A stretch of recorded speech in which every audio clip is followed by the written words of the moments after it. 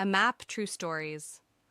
I don't know when loving someone started to feel like watching them disappear, but I do know this didn't begin with indifference.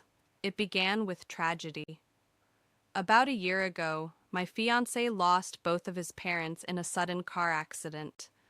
One phone call, one moment, and the world we were building just stopped. To understand what came after, you need to understand who he was before. He was the youngest of four siblings, all of them high achievers, great universities, prestigious careers. For a long time he felt like the one who didn't measure up. And then a few years ago something changed. He worked on himself. He lost nearly 80 pounds, found hobbies, built friendships, got a well-paying job, and then he earned his PhD. For the first time in his life, he felt proud of himself. 2 weeks later, he proposed to me. His parents were thrilled. I don't think I'd ever seen him happier. And then they were gone. The day it happened, he went into survival mode. His brother handled the logistics, the arrangements, the paperwork. My fiancé told me he needed to be alone. He rented a lodge in the mountains, said he needed time to clear his head. I didn't know what the right thing was to say. So I told him to do what he felt he needed. He was gone for 2 weeks. When he came back, he told me we needed to talk. That conversation still echoes in my head. He said he had researched substances, read about ego death, about breaking the mind open. And during those 2 weeks, he mixed LSD, MDMA, mushrooms, and light opiates. Not all at once, but deliberately. He said he wanted to feel everything, to understand it, to erase himself. I think he did experience something like ego death, but the problem is, I don't think he ever came back from it. Since then, for nearly 10 months, he hasn't been the same person. He gained all the weight back, nearly 300 pounds now.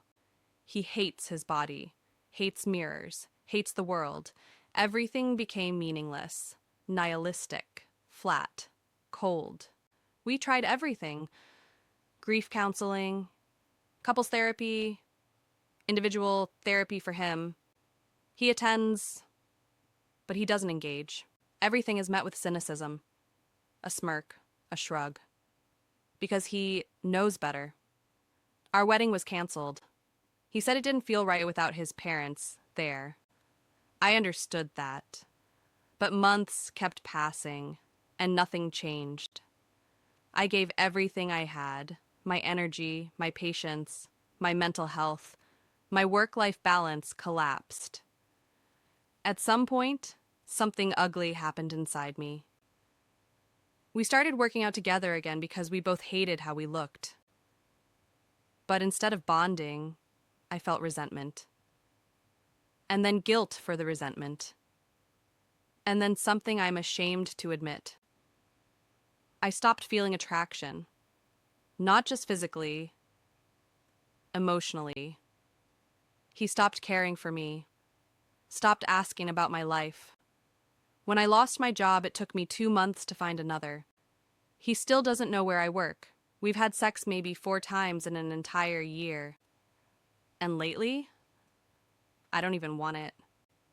When my parents visit, he either breaks down in tears or leaves the house entirely.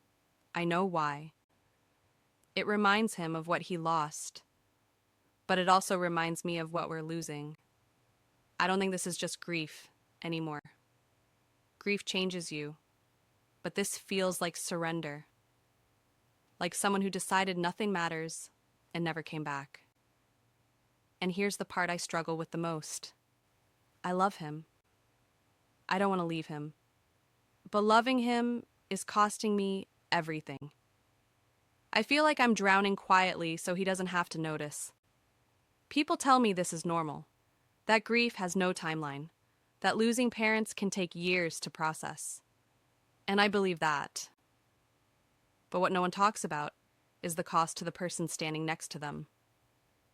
The partner who becomes the emotional container, the caretaker, the stable ground, until they aren't stable anymore either. I didn't stop loving him. I became exhausted. And I'm terrified of what happens if I stay like this for another year, or 5, or forever. I don't want to abandon him, but I also don't want to disappear. And I don't know where the line is between compassion and self-erasure.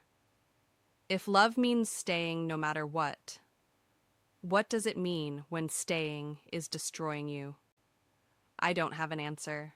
I just know that something has to change, because grief deserves patience, but it doesn't get to consume 2 lives.